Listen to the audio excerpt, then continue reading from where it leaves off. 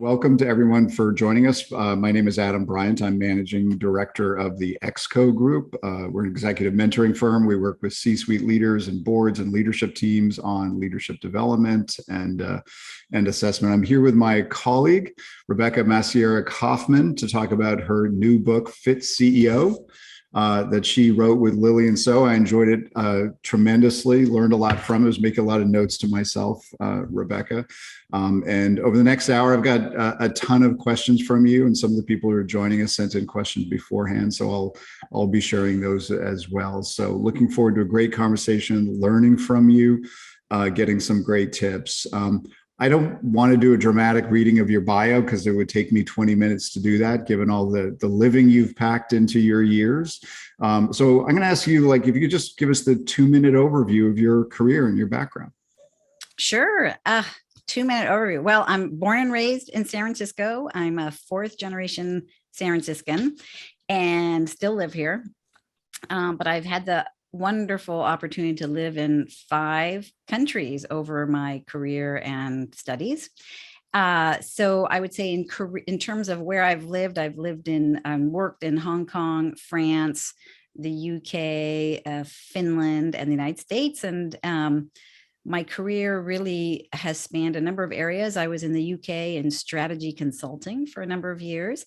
When I moved back to the United States, I went to a company called Providian Financial in product management. And from there, I went to Wells Fargo and spent 13 years there and ended up running all of small business at Wells Fargo, which was a wonderful area. I love small businesses. Left Wells Fargo to move to Citi. And at Citi, I had 3 totally different roles. First role was I was president of Citibank California and Nevada, which is running about 800 branches or stores and about 5,000 team members.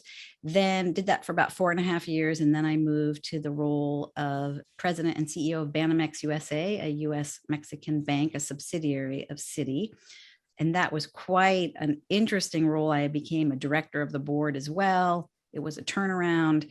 And also, after I did that for about 3 years and was on the board, I moved to 4 years where I ran the International Personal Bank, and clients were in 100 countries, and it was offshore wealth or global wealth management.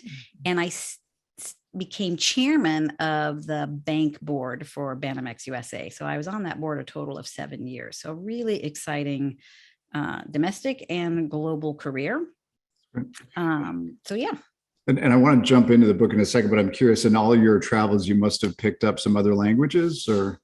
Yeah, I've studied 9. Wow. Love languages. Yep. But I really only speak 2 particularly well, English and French. And out of all those countries you lived in, which was your favorite? Oh, they're all different. Love them all for different reasons. Yeah, that's great. So let's jump into the book. Again, FitCEO. I always like to ask authors, where did the idea come from? Tell us that story. I have traveled my whole career, sometimes just domestically or regionally, and sometimes internationally. And I remember early on in my career when I would travel, I would pack in my suitcase a jump rope and some stretchy bands, because if you can imagine that long ago, not all hotels had gyms. And so I would always have something to be able to work out in my room or somewhere around the hotel. And people who traveled with me would say, wow, that is really efficient. You did a 20-minute workout if they saw me. Or sometimes I'd be at the gym, but I didn't like their equipment, so I used my own stuff. So I'd say people would always comment on it like, that's great. You got to write about that or tell people about that. Or I would be asked to speak, at company events, or at, I'm involved in a number of nonprofits over the years, and I've been involved in a number of groups who would ask me to speak, and I'd get questions, and people would come up to me after and say, oh, you really had to write that in a book or write that down. So I'd say that the idea came from people saying to me, that's really helpful. You ought to write more about that. And so over time, I had the notion that I was going to write a book about all my tips, tricks, things I've learned. Gotcha. And you've got this framework of the book where you've got kind of 5 pillars. So walk us through those and share some of the thinking behind those. Sure. So in 2000 and I want to say 13, maybe 9 years ago, when I became president and CEO of Banamex USA, I was commuting 3, 4, 5 days a week. And I was very concerned of what would happen to my health with commuting like that, commuting by airplane and living in hotels and then going also to Mexico City and New York all the time. So I went to my club and I had heard from a friend of mine that there was this machine, if you will, called Power Plate, that you could really get a very effective workout. It came from the astronauts when they returned to Earth. They had lost so much muscle because you have no gravity, that this machine was invented really to quickly help get your muscle strength back. So I asked if there was a personal trainer who could work with me for half an hour on this machine. And they said, we have one person trained on it and let us ask her. Her name's Lillian So, my co-author. But at the time I didn't know her. And we just got along famously.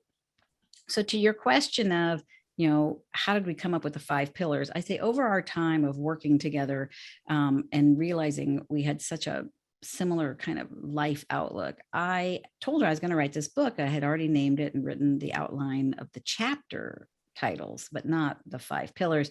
And she said, sure, I'd love to. And fast forward 9 years, I called her and said, okay, I'm ready to write the book. And when we sat down to start writing it, we agreed we needed a way to group our thoughts. And this was one of our most fun brainstorming around what are our views on how to group it. And for me, intentionality was a really big one to describe that. I look through all my talks. I talk a lot about intentionality and commitment. And she and I together agreed that self-care and boundaries were really critical. So I think that's how we ended up with those 5 pillars, and then figuring out how we wanted to fit the chapter titles into it. Interestingly, they are a lot of them you can use in different areas, but this is how we came up with the framework of what we felt drove our work together and our learnings. Gotcha. And so let's double click on each of them. So the first one is commitment. Just talk a little bit about that. Everything starts with commitment. Like if I hadn't said out loud and people hadn't said out loud to me about the book, I don't think I would have made the commitment to myself. So I made the commitment to myself early on, like someday I'm going to write a book. It's almost writing it on your bucket list. It's much more likely to happen if you have a bucket list, or writing it, to yourself. I'm going to do this.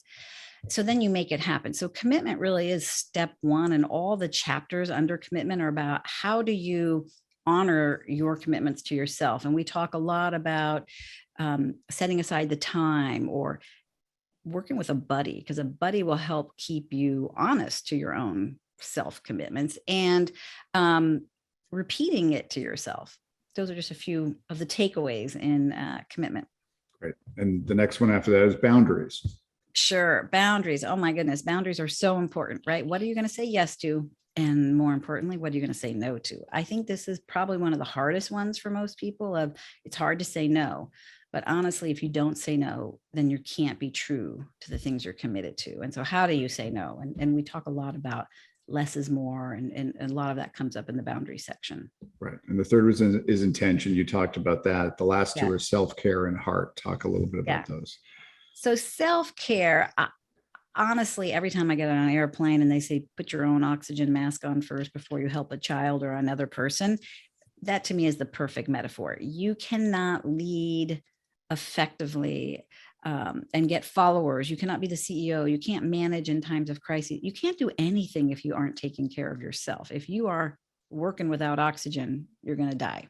So I feel that metaphor is really profound for physical, mental, spiritual, all fitness, and for all leadership. And so to me, that really sums up the self-care section. And we can talk more about, rest and renewal and all that. And then the last section, heart, came out of the chapter title. Like, you have to have fun. Like everything you're doing, you got to make sure you're having fun. I mean, you can't have fun all the time, but your life has to have joy. And so that's really where that comes from, and why that's the last section, or the kind of conclusion. And I mean, you've seen a lot of people, I'm sure, start off with the commitment, the best of intentions, right? That the advice that you share in the book, people say, I'm going to do that.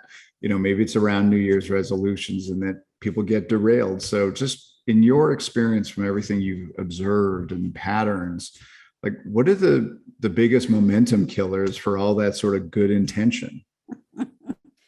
The biggest momentum killers for good intention are the rest of life gets in the way, right? So I think that's where we have a number of chapters on making it a habit and how long does it take to make something a habit. So when your life gets busy, you don't forget to brush your teeth typically, right? Or when your life gets really busy, you don't forget to put your shoes on after you put your socks on. These are habits, right? You put your socks on, you put your shoes on. So there's a lot about making things a habit. Well, how do you make it a habit? We say schedule it. If you don't put it in your calendar, it's really hard to make it happen. So there's just some very simple, easy tips and tricks about how do you make things a habit, which then allow you to honor your intention of where you want to go and then keep your commitment. Right. I'd say the other answer to your question about what derails people are those boundary issues. And so spending some time about, well, how am I going to make room? You know, I am really busy. So how am I going to make room? So what is the time that I'm going to block for this activity or this priority? And then what will go away so I have room? These are the power moves. You know, Lillian calls it a power move when you take something off your calendar. I call it a power move too, but it's fun how we completely were in sync on that. Right. And I'm sure people on this webinar and just a lot of people might say, you know, Rebecca, all that sounds great, but I have this like crazy job. It's basically working at home. It's become like a 3-shift job. There's emails in the morning, then there's Zoom calls all day. Then I've got overseas calls all night. And then I've got 100 emails I got to get through. And I like what you're saying in theory, but I just feel like I'm overwhelmed. It's very hard to create that space. What would be your advice to them? I'm going to get back to less is more. And we have 2 chapters in the book called Less is More that we have a culture almost about more is more. And I'm born into the same culture. More is more is more, do more, do more. But actually, the more you do, the busier you are. If you're exhausting yourself, you get less done. So you all know what I'm talking about, right? So if you work at something until you're totally exhausted, what you've done in that last bit of time is the most inefficient use of your time. If you had actually scheduled a 10-minute break and had a cup of tea or walked outside and looked at the light or read a different thing for 10 minutes or did a 5-minute meditation or listened to a piece of music, all these different rest and renewal activities we talk about in the book, when you came back to that document, email, work project, rested, renewed, and refreshed, you would be much more effective and could get it done probably in X amount of time versus 3X if you're tired and just slogging through it. So I think it's, trust me, it works, but try it out, right? You have to try it out, that you can actually block a full hour or 50 minutes on your schedule and say, this is a task I'm going to do there, and get it done if you really get rid of the interruptions, but not if you say, I'm going to do it in 5 hours and you're really multitasking in those 5 hours and on a phone call and letting the dog eat the cat's food and, you know, trying to cook lunch and get to the dry cleaner. You'll get nothing done. Right. And you'll feel frustrated and stressed. Yeah. And the degree of difficulty, I mean, has gone up since the pandemic started, right? I mean, just all the stressors on people working at home, they're dealing with kids, parents, you know, just the kind of cognitive load, you know, people who are living in apartments, those are now, you know, they're spending all day and they may have gotten a Peloton, but now they hate looking at it because this is a reminder of them that they're not exercising. So just the degree of difficulty seems to have gone up, right, for a lot of the advice that you share in here. So what would you say to somebody who says like, yeah, I might have been able to tackle this pre-pandemic, but I'm just like, that feeling of overwhelmed is now 5X? Yeah. So I think one solution to that is be kind to yourself, you know, like give yourself a break. Then buddy up. So make a commitment with a friend, say, let's go for a walk every Monday or every Tuesday at 5:30. Let's meet and walk an hour and get someone who's counting on you. Because we all know that when you're committed to someone else, you're more likely to show up. It's really a commitment to yourself, but you're getting a walking buddy, or pay for a class. So if you really want to take a dance class, pay for that dance class and sign up for 4 of them. And again, that will make you go. There are all kinds of ways to make yourself feel that commitment is real, either with a buddy who's an accountability buddy, or because you paid for it, people tend to show up, and it's free. Oh, I'll go next time. But, if you pay for a class, you're more likely to go. So these different kinds of tips and tricks, I think, will help with that overwhelm, and be nice to yourself. It is overwhelming. COVID is overwhelming. And then again, commit to the health of yourself as being more important. So I actually think in COVID, getting outside, going for walks, getting fresh air, talking to your friends, taking care of yourself is even more important than ever. Yeah. Yeah. And, we've got the luxury of time here. And I think one of the core skills in life, a lot of what you're talking about here is how you talk to yourself about goal setting. Right? Because I think one of the traps that people fall into, maybe it's a New Year's resolution, but they say like, I'm going to lose 30 pounds. And they put like a really ambitious target out there. And then 2 weeks in, they're not making any progress. They fall back into some old habits, and then they just start kicking themselves. It's like, I can't do this and I'm never going to do it. And you just get in this sort of negative doom loop. So could you, and again, we've got the luxury of time. I just love to hear your thoughts on the art of goal setting, and how can we be our best coach for ourselves? All right. The anti-doom loop question.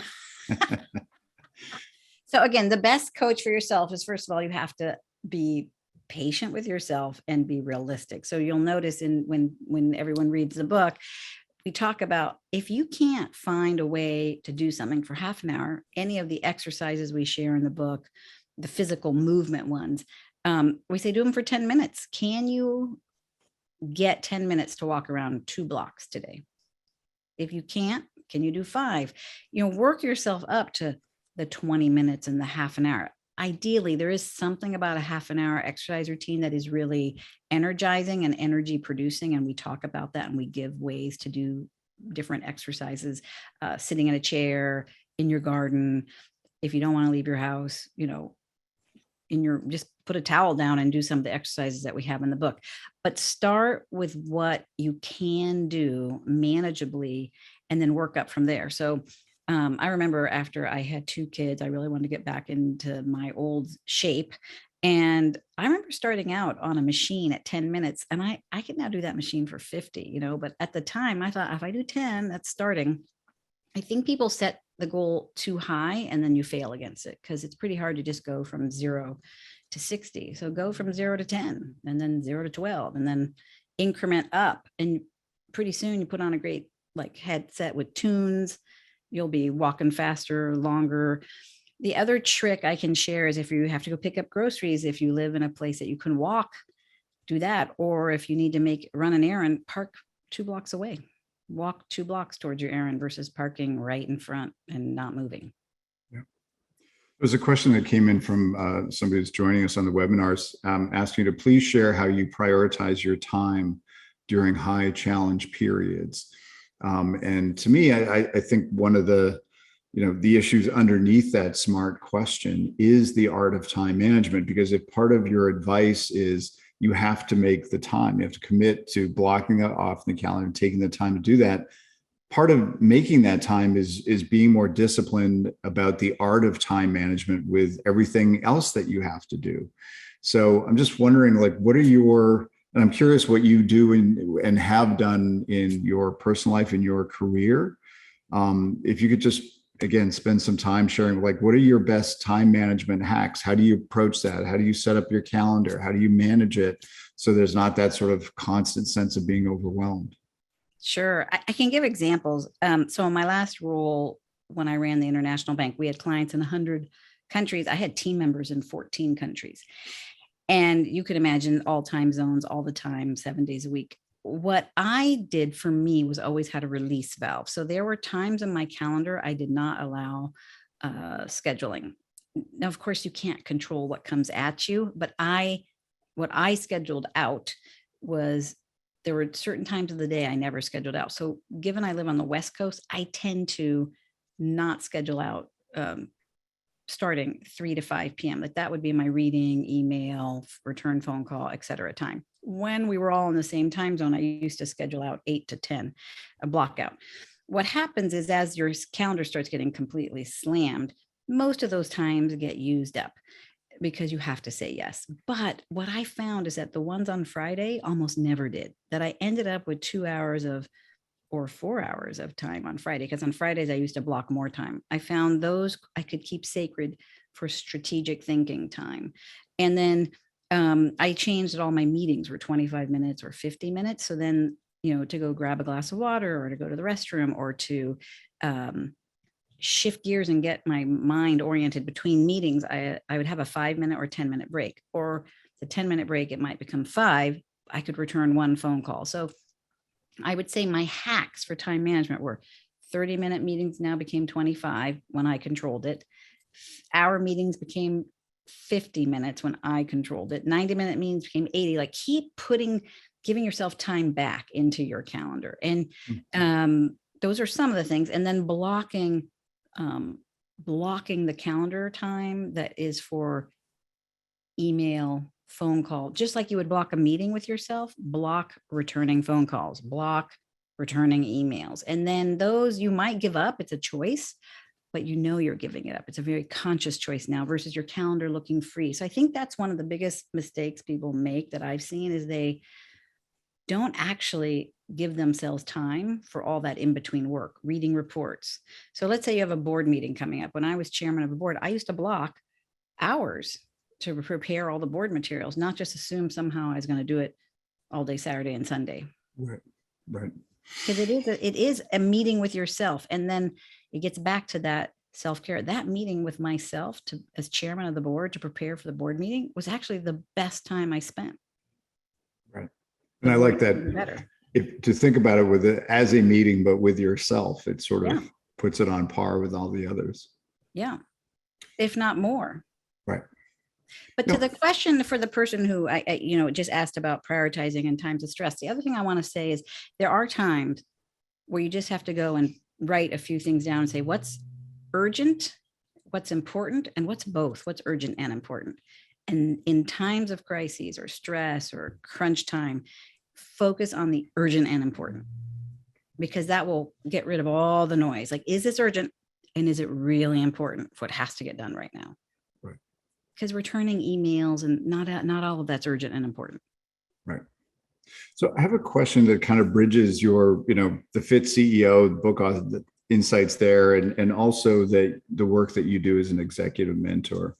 And it's around the issue of compartmentalization, which the older I get and the more people I work with, I think it's something that's not talked about enough in terms of it is an important skill, an art form. It's a way of staying centered. But in that sort of crisis, like bad news, you've just been criticized by somebody, that I think there's some people who are better at like, okay, that just happened. I'm going to put that in a box and then I'm going to close that door and I'm not going to let it bother me. And there are other people who it just kind of, they internalize it, chews them up. They're staring at the ceiling at 2 a.m, stressing about it, and they find compartmentalization a challenge. And it's a skill that you kind of need almost as a precursor to do some of the things that you're asking about, right? Because to have that intentionality, to be more mindful about your needs and committing to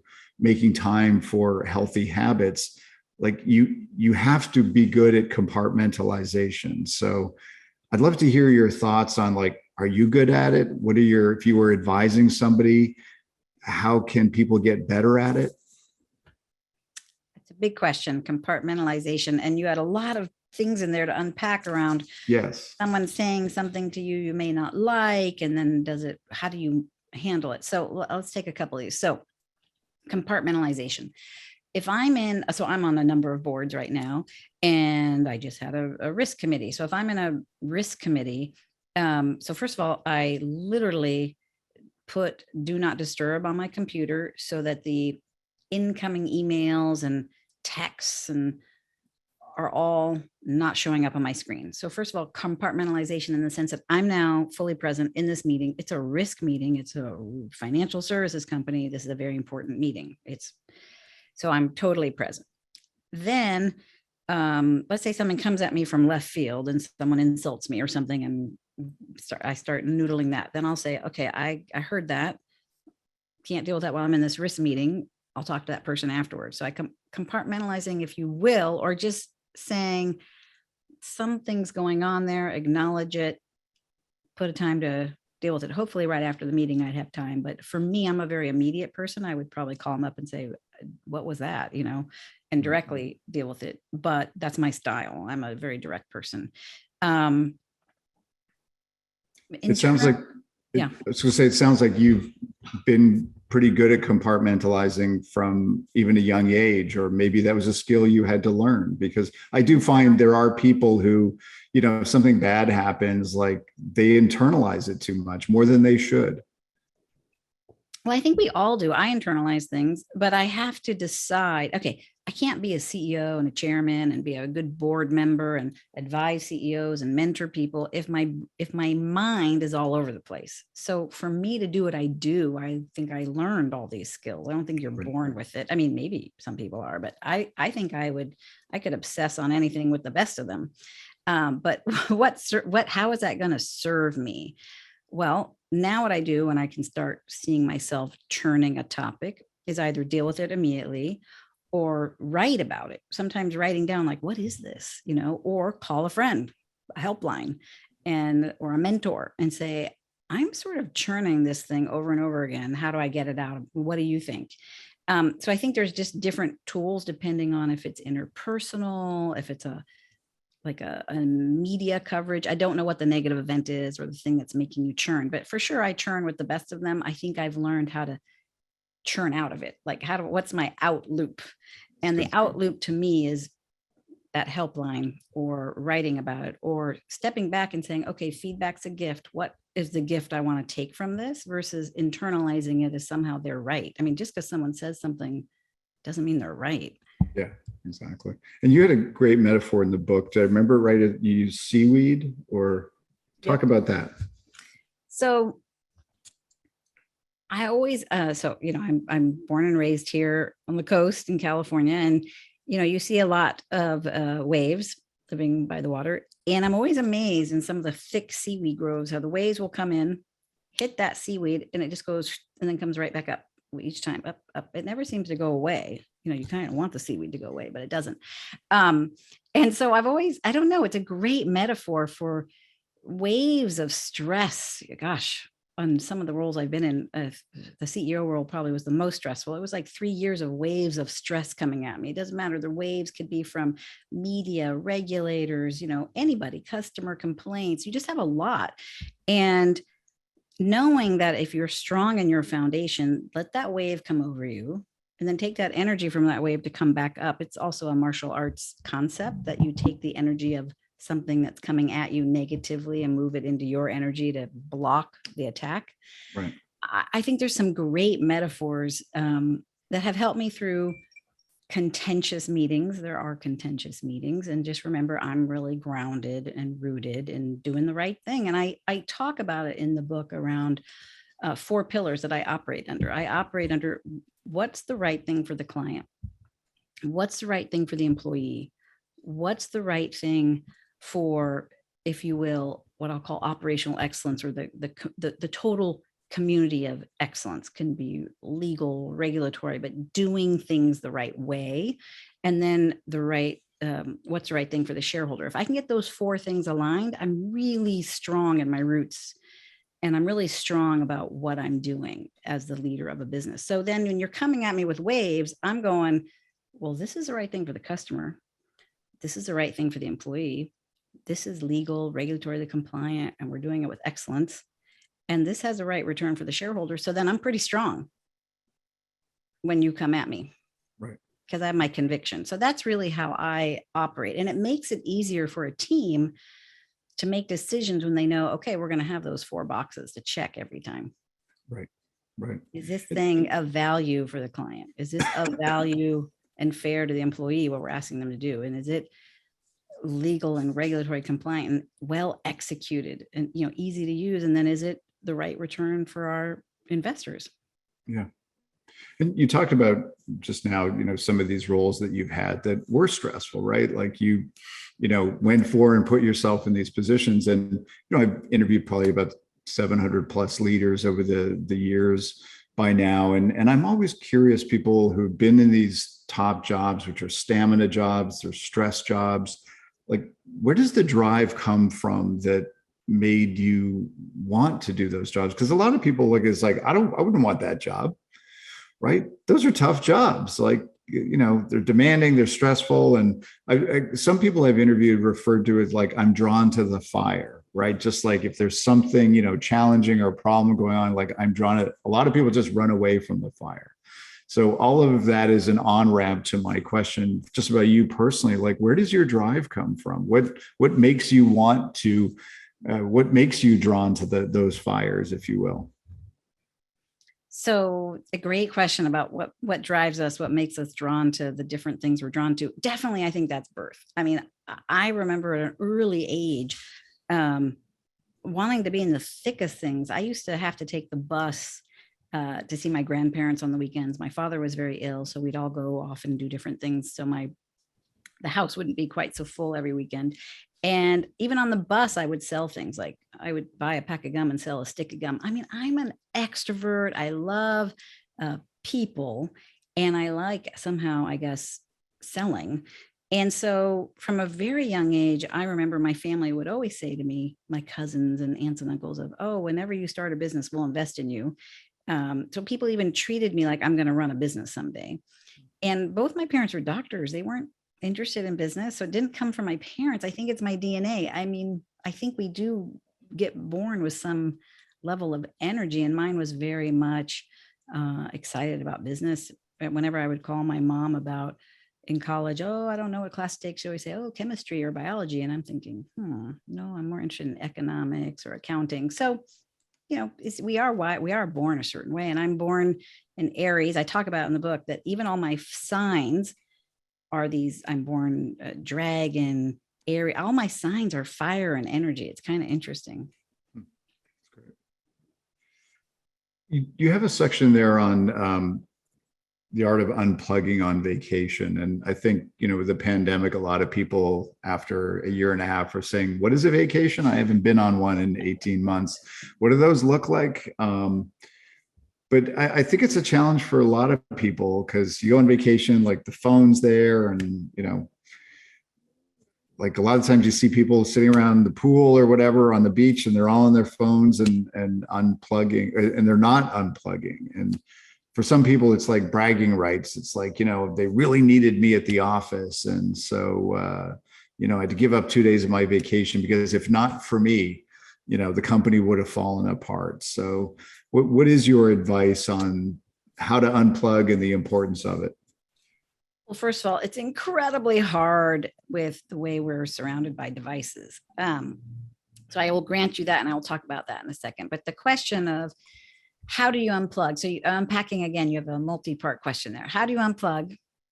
How do you let go of your own self-importance that the world can't run without you? And then how do you really not use all these devices? I mean, these are a lot of really important things. So let me just talk about the devices before I get over to the true art of unplugging. On the devices, it's incredibly hard. My phone is my camera.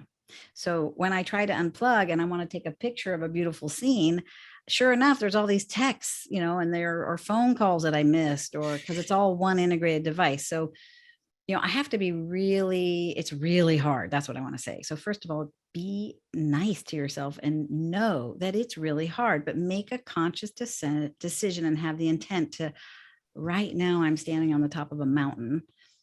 I'm going to enjoy taking a photo. Or if it's less stressful for you, then return the phone call, but don't go return anything else. Don't go into all the other applications. Just return that one phone call if it's your boss or whatever and it's urgent. From the top of the mountain, say, hi, I'm on the top of a mountain. Is this urgent? Right. And then turn it back off. Don't get sucked into checking everything else. So it's just boundary discipline. So I just want to say, one, acknowledge it's hard. and be nice to yourself. And you're not going to get it perfectly.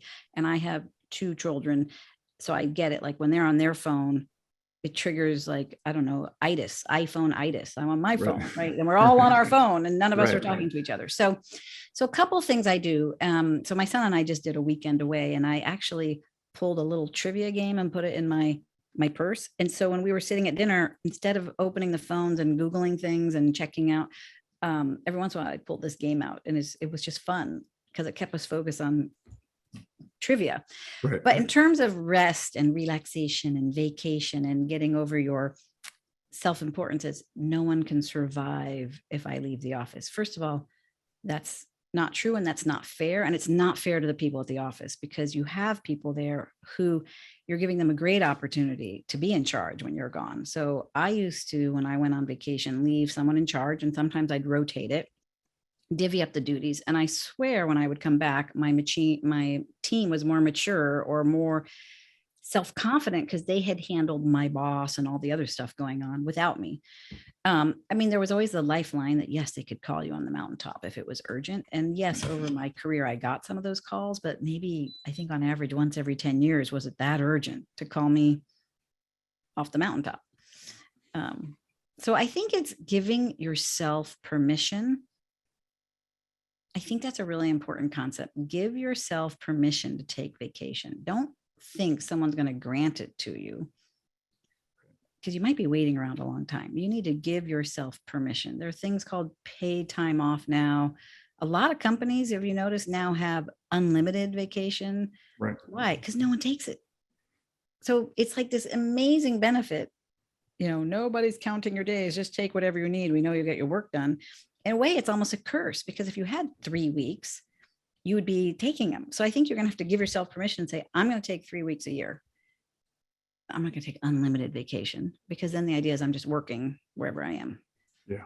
Yeah. And I've encountered a couple of companies over the years that part of their culture, because they fully understand that trap of unlimited vacation people. So they say, we want you to take vacation, and we're actually going to give you some money that you have to spend on vacation, and tell us what you spent it on, just to sort of like send that explicit signal about how important vacations are.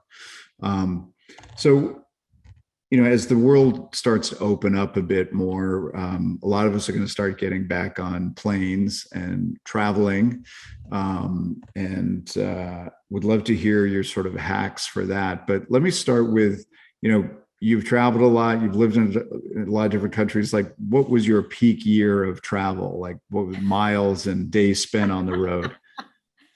Oh, definitely the international.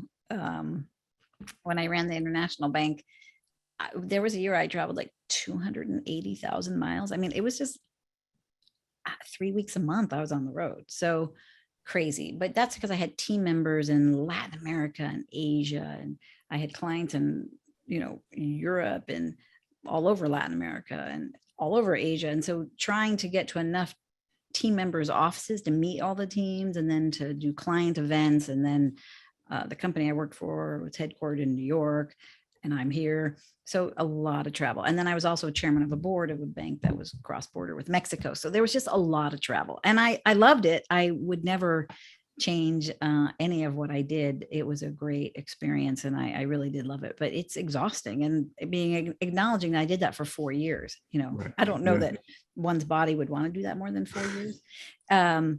And my hacks were, depending on the flights to Singapore were 16 hours. And I talk a bit about that, like even intentionally thinking about that 16-hour flight, like, I'm not going to work for 16 hours and I'm not going to sleep for 16 hours. So what do I need to get done? So I would use the time very strategically. Often there's some big strategic work I'd want to do. So I often did my reading of strategic plans on flights like that, because you're uninterrupted.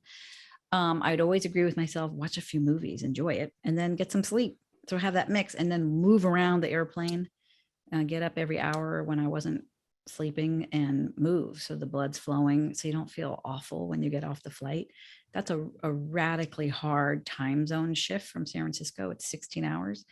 Latin America is also very long. I had to go to Miami and then go, down to Uruguay or Argentina or different countries. And there, depending on the time I arrived, it's usually a different season, right? So I'm going from summer to winter or from winter to summer. And so thinking about that adjustment, the clothing, going for a walk. Often I will try to go for a walk when I get off an airplane if it's safe.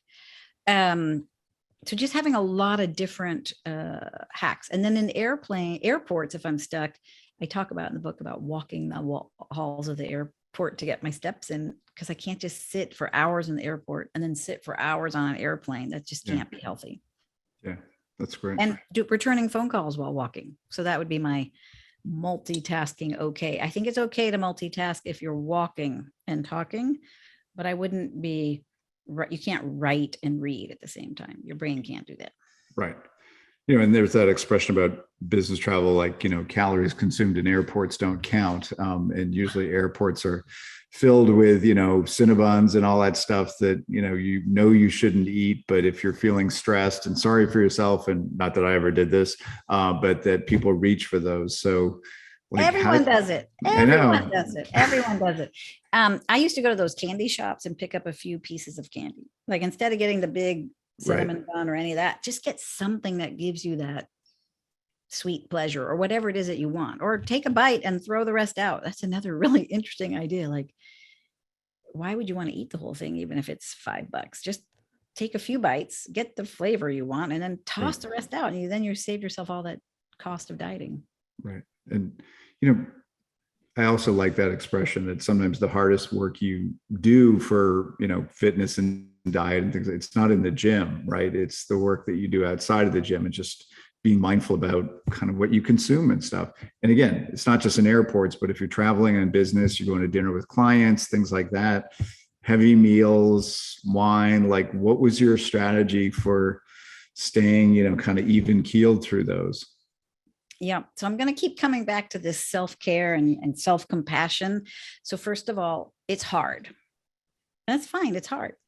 And then come back to intention. What do you want? Why are you going? Why am I going to this event? And I would have to just recenter myself. Oh, I'm going to meet clients. Oh, I'm going to see team members. So then that's where I want to focus my time. I'm not going to try everything on the menu. And I think that orientation shifts you immediately. I'm here to meet clients and to support my team members. I'm not here to enjoy a blah, blah, blah, XYZ meal. And so, yes, you eat what you need to eat, but it's shifting your intention to why am I at this meal? Right. Very different if I'm going to a special restaurant that a friend opened and they want me to taste and I'm going to give them critique on the food. Well, that's a different intention of why I'm there, right? I think grounding about before I walk in the door, why am I here? Then I will eat just what I need, not somehow I'm at a big party and I'm supposed to eat a lot. Shifting that, keep shifting to why am I here? What do I want from a holiday party? What do I want from a holiday party? I want holiday cheer. Great. What represents that to me? If it's champagne and candy, have champagne and candy, but you don't have to have 10 pieces of bread too, right? I mean, whatever it is for you, I think this kind of measured, we say in the book, everything in moderation, including moderation. You don't be so measured that nothing's released, right? Right. And I'm curious about the title. How did you come up with FitCEO? And I'm asking this somebody who's just written a book called The CEO Test, a book with CEO in the title, but why FitCEO? Yeah. And I loved your book, by the way. I loved and particularly the last chapter. So everyone has to go get your book and deal with the last chapter, which is so great.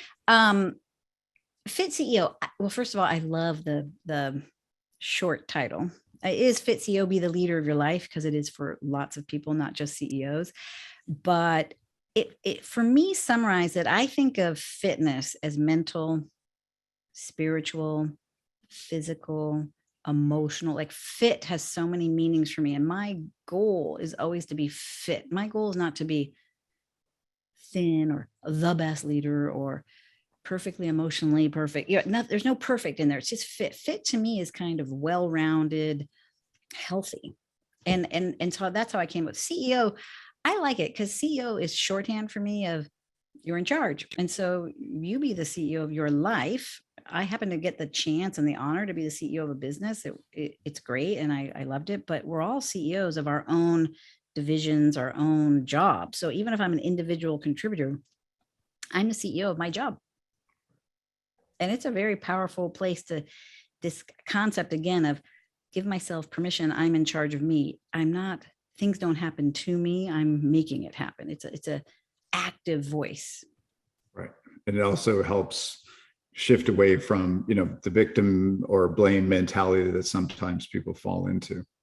Right. Including COVID. Like, yeah, COVID happened. Guess what? It's out of my control. Guess what? We're all on Zoom and people are scheduling meetings all the time. They are, but I may not be available all the time. Right. And so I choose, people schedule meetings with me at 5 a.m. I assume it's a mistake. I send them a note back saying, hey, I'm on the West Coast. Oh, so sorry. 99% of the time, all these things that annoy us are just other people's non-awareness. They're not trying to book us at 5 a.m. in the morning. They just don't think about the fact that we're on the West Coast, right? So I've learned just to say, hey, that's 5 a.m. for me. I can't make it. And again, 99% of the time, that works. Yeah, that's great. Talk a little bit about the process of writing the book with a co-author, with Lillian. What did you each bring to the table? What was the process of co-authoring the book? Because that's not always easy to do. Yeah, it's more complex when there's other people involved. Well, Lillian and I, first of all, I asked her years ago, and I had no idea when I was going to do it, except I was going to do it when I wasn't working at a corporation because I wanted the time to write the book. And I had reached out to her maybe 2016, said, hey, checking in. Are you still in? She's like, yeah, absolutely.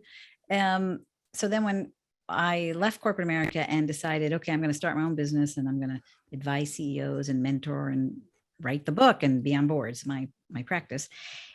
I called her up and she says, yeah, let's do it. And so we literally lived our book. We scheduled it. We met every Monday. Some weeks we met every Monday and Friday, but every Monday for sure. And I had already outlined the book. So we sent it to her. She started thinking about it. And I had written a lot of the early chapters.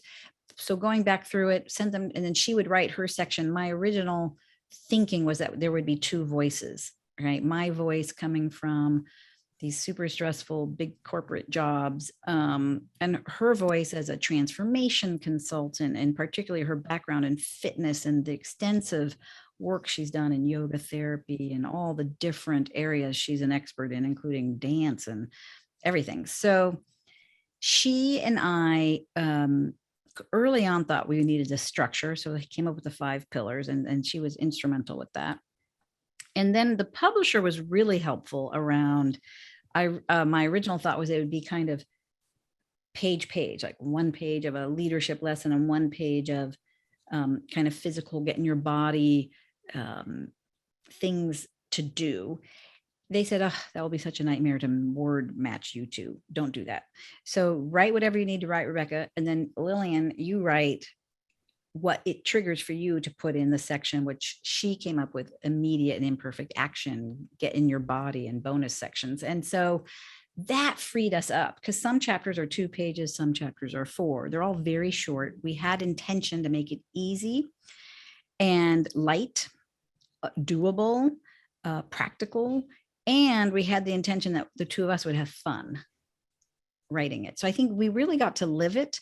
We scheduled it, literally all the things in the book. Some of the stuff we came up with early got really complex. And the 2 of us looked at each other and went, oh my goodness, what would we be getting into? We had an idea early on that we'd like have a part of it that would have a website that you could order equipment, and that we'd recommend the perfect jump rope, or I don't know. We ended up making it a section of the book. We hired an artist who just drew all the, Lillian did a video of all the exercises, and we had an artist draw them. Much simpler, self-contained. The idea of what to get, or what our expert resources were, we put in the back of the book. So a reference section that, hopefully people will use, including Alice in Wonderland. And so we kept making it easier. And the other thing is we wanted it to be really small, and that you could put it in your suitcase. There you go. Your purse. And lastly, one of our biggest goals was that it could be a reference guide that you could read it end to end in like 2 hours, but you could say, oh, I'm going out to a meal. Boom, open that chapter. Oh, I'm getting on an airplane. Boom, open that chapter. Oh, I'm in the middle of like a total crisis at work. Go to the crisis section, or my energy's low. Go to the chapter on energy. our idea is that this is something that will always be on your desk or always in your suitcase, and you could keep referring to embed it as habits. Yeah. And were there any topics or issues that you and Lillian had to work through? Maybe you didn't see eye to eye at the beginning and had to sort of work through some conversations to get aligned? Not really, honestly. It's been almost like I almost pinch myself how easy it was. Like, she always shows up, I always show up. So first of all, the stuff that would stress me out is if someone misses our regular time. Like, we both always show up, we both do the work, so we always were under deadline. So that'd be something that stresses me out, right? If she didn't make a deadline. We both met all the deadlines. The publisher, well, you've written a book. The publisher's sending you all the time, okay, substantive edits, copy edits, art, da da da.